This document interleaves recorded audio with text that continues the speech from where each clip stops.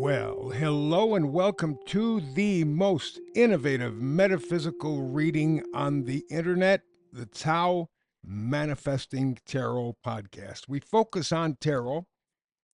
Tarot is our ability to create kryptonite in our life, spiritual kryptonite. And today, the theme of this Tao Manifesting Tarot reading is looking for some daylight.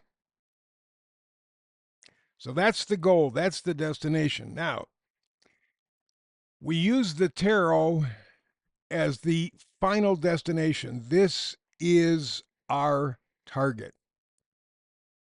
So I work to use all of metaphysics in terms of astrology, numerology, and combine them with tarot, and I'll tell you why in a moment, because it gives you the big picture. All three together help you to connect the 3D to the 5D. There's no fantasy, no unicorns, no rainbows, no woo-woo. We don't do that. It is the matrix revealed and much more because tarot, as I said, equals manifesting. That's what the whole thing is about. Tarot, I've done for over 20 years. And at that time, I found that it really did not predict anything.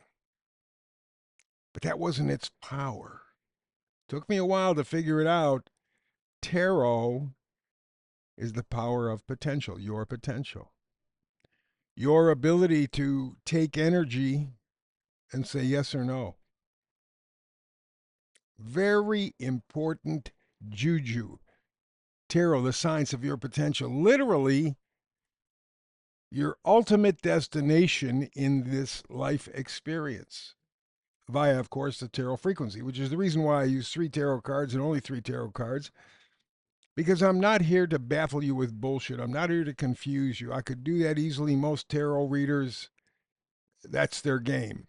Just throw so many cards out there that at the end, I mean, I don't know how you can make sense out of a 50, 60, 100 card read. I don't know how you can make sense out of that. Too many parts and pieces. I focus it on 3, make it clear, clean, to make sure that it is your human kryptonite. That's your destination. So you know where you have to go. And that will be coming up towards the end of the reading. You're going to get a very clear, precise, concise message. No guessing. You're going to know. And then you make the decision, yes or no. Tarot, signs of potential. Okay. But you need a map to get there, at least to help you anyway. And that's where I use the science of cycles. This is where both astrology and numerology come in. History repeats. People are aware of that. We say it all the time. Yeah, history repeats. Well, the reason it repeats is because the cycles keep repeating. I mean, it could be a 30-day cycle, woman in her period, or the moon cycles.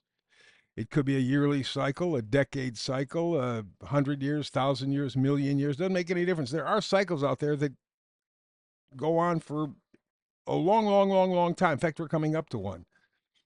It's a 26,000 year cycle, and it portends, based on what happened as far as we know 26,000 years ago, portends some difficulty. It's a major cycle. But that's what I'm saying, is that the astrology, the numerology, that's what they lead to. Understanding where you are in a cycle. It's not magic, it's not satanic, it's not woo-woo, it's science. But you can call it whatever you want. So that's why astrology, numerology are added to. By the way, I've done astrology, numerology for over 50 years. That's 50. Got very familiar with it. And even in my own astrological readings, I mean, again, chop suey. I mean, there's so many parts and pieces that are floating around. You got the 12 signs, you got the 12 houses, you have all the different aspects between planet biquintile and sextile and square and conjunction and all that stuff. Of course, then you have the planets moving through all that stuff, and then you have the North Node, South Node, you got eclipses, you got, yeah. I don't know how anybody can sort that stuff out, and I've never seen it happen, and I know some pretty damn good astrologers. And yet, it's mush when they do it. So I take the tarot, which is the destination, the numerology, and the astrology, which is the map to that destination, and we follow the repetitive patterns because I want you to see, hear, and feel. What happened the last time this cycle began? What happened? Okay, let's bring it to the future or to the present. Let's find out what's going on now. For example, Revolutionary War had Pluto and Uranus in a specific place in the sky. 250 years later, they are again in the same places, or they were about a year or so ago. But they're such far away and slow moving planets, they overlap. So Pluto is evolution, Uranus is revolution. What do we got in the world? Evolution and definitely revolution at this point. But wait. Neptune was in a certain place in the sky at the beginning of the Civil War. It's completed its trip around the sun. It's back in the same spot. We getting a civil war in many countries? Yeah. So that's why I combine them, and that's why I use numerology and astrology to let you feel, sense what the hell we're going through. No, you're not alone. This is not the first time. Other people have made it, so can you. As far as the numerology is concerned, we have something I'm very interested in. It is the first supermoon of 2025. It's going to hit October 6th, again, a little bit in the 7th. What it is the moon appears like it's closer, and it is a little bit. It's 13% brighter, 6% larger than your typical full moon. It's the closest point to Earth in orbit. And we know the moon does affect us. We're 60, 70, 80% water. We know what it does to the lakes and oceans. In fact, my father worked for, at that time, it was called still Bell Telephone. Started after World War II, worked there 50 plus years. And he worked as a switchman. In other words, the guy made sure the calls went through. Back in that era, 40s, 50s, 60s, 70s, there were slides, mechanical slides, and they'd get stuck periodically, and he'd have to go there, fix them. Very often, he'd have police call and say, look, we think there's something going on at this number. He'd find the number, listen in, let him know if he hears anything suspicious, so on and so forth. And he said to me on a number of occasions, man, wait till the full moon comes out. Whoa, the crazies come out. Police, firefighters, doctors, nurses at emergency, same thing. So this is a very powerful moon going on. The first supermoon of 2025, I believe it's in Libra, the harvest moon. So with that info, oh, by the way, too, the numerology on that day, the 6th, is number 7. It will be a day where you may want to be alone to your own thoughts, or there's some sort of privacy issue. And the following day, as it wraps up on the 8th, you're going to come to some conclusion, or you're going to see something.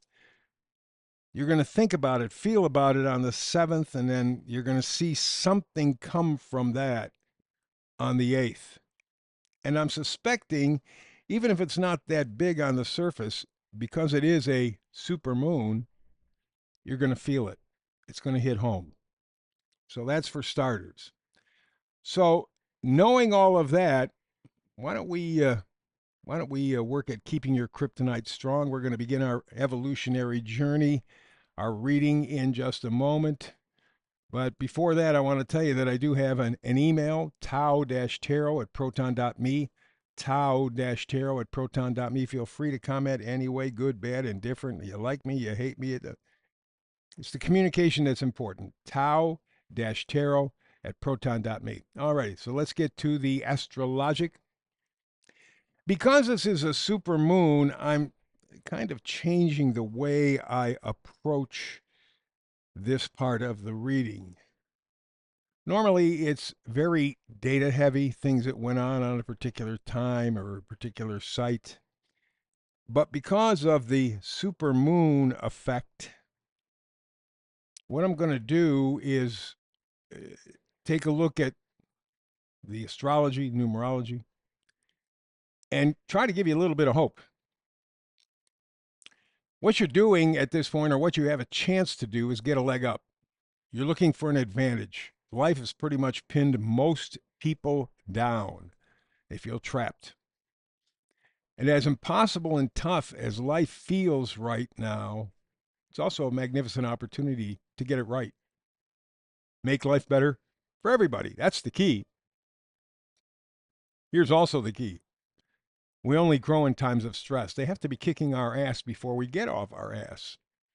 When times are good, what move? Are you serious? But when they're cutting us up, that's the time we got to stand up. So toughness builds mental, emotional, and spiritual muscles. For example, the same technology and capitalist mindset that has used against us by the deep state to control every move, to put all kinds of technology on us so they can monitor every single move. You hiccup, you fart, they're there, they know about it. That's what they want. So we're being pushed. How are we going to respond? Are we going to look for that advantage? We're going to try to get a leg up. We'll stay open to any advantage. I don't care how big or small. It doesn't make any difference where it comes from. Look critically. Where is a chance to make life more livable? Where is a chance to exercise your humanity, your independence, your power? The only reason these bastards have the power over us is because we don't do anything. And in essence, that says, yeah, okay, you can do whatever you want to me. I don't care. Just don't hurt me too bad. Well, that's not going to happen. So with the supermoon as kind of a fulcrum coming up on the 6th and 7th, look for possibilities. Look for an advantage. Get a leg up. Give yourself a chance. Small doesn't make any difference. That's how things grow. And what we're doing astrologically is Pluto, Neptune, Uranus, and Saturn are all perfectly aligned. That is, they're either in fire signs, air signs, got plenty of energy. And when you put a fire and blow on it, put air on it, what do you get? Bigger fire. The little kink here is Jupiter. It's an odd man out. It's in Cancer. We are fighting for not only our emotional lives, but our home. And I'm not just talking about the physical home. I'm talking about our emotional and spiritual homes. So it's a tough time. Are we going to grow from this stress, or are we going to fold? That's still up for grabs, but I'm crossing my fingers as we hit this super moon coming up the 6th and 7th. Let's go to the meme for today. It's all about digital ID, talking about controlling. RFK comes through again. This has nothing to do with health necessarily. You wouldn't think so anyway, but he says we will not submit to digital surveillance. Why? Because it gives megacorporations direct policy control and creates inoperable tracking systems or interoperable tracking systems. They can, like I said, they can tell if you, whatever you're doing, they're going to know. I mean, whatever you're doing, that's the point. And when you feel that way, when you have to control that way, that means you have no control over yourself. So the little screen on the bottom left is digital ID, no consent, no contract. RFK supports that 100 bits. And a little guideline here for you in the upper right. Are you getting it yet? First, a digital ID, then central bank digital currencies, then carbon credits and social credit. That's why I have the guy up in the upper left here. He says deep state is about to crash the money system, replace the system with something that they've planned. That's crypto, that's gold. Kind of funny, in 1933, the government outlawed any American citizen from having gold. Said, no, you can't have gold. You got to hand it in or you're going to go to prison. A year later, they doubled the value in gold with the government keeping it. And then in 1971, I believe, Richard Nixon said we're getting off the gold standard, which is exactly why the Fed was formed. They wanted a flexible current. I think that's what they call it, flexible. They want to be able to change the money value in any way they want it, any way that suited them. They want complete and total control. That way they can shut down your power. They can take away your food. They can make you eat bugs because you got no money. You have no power. RFK comes through again. We will not submit. Love that man. So now we go to the missing link. By the way, up top is a good thing to keep. Just as a guide, if the government is involved, avoid it. If the government supports it, reject it. If the government says it's safe, it's not. If the government says it's true, it's false. If the government wants to help, it won't. And if the government says you need it, nah, you don't. And then a little piece of information saying that the federal government is simply your employee via the Treaty of Paris, 1783. You and I have the power. You and I have the power. With this supermoon, we can use it as a jumping off point. Start looking for some daylight in your life. Start looking for an advantage. Get off your ass. That's the only chance we have. Let's go to the tarot, the manifested reading. We begin with the Five of Pentacles. Take a look at the card. You see two people out in the snow, outside of what appears to be some sort of a church or something. Lights are on. You can see the pentacles. That means they could go in there, sleep on a pew, stay warm, stay relatively safe, stay relatively comfortable. I was sleeping on a pew's not real comfortable, but nevertheless, it's better than being outdoors. And who knows, maybe a priest or nun will stop by. Maybe you get a dinner, maybe even get a breakfast. But no, they're not worthy. They feel absolutely empty, worthless. Speaking of worthless, we got the Four of Pentacles next. And that person is holding on to real values. I'm not talking about bigger cars, more shoes, bigger homes, all this shit that supports the people who are controlling us. We're putting tons of money into their pockets, and they're squeezing us at every point. That's one of the reasons why gambling, which was prohibited for so many years, now has gone crazy, because they can squeeze the little man even more. Take another 50, another $100 from him. Just keep squeezing down and down and down and down. But they're too stupid to figure it out. Keep handing over the money.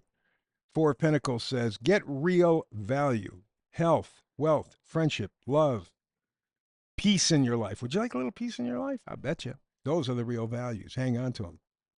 And the final card is a Chariot card. It says, lead with your mind, not with your emotions. Most of the time, that's what we do.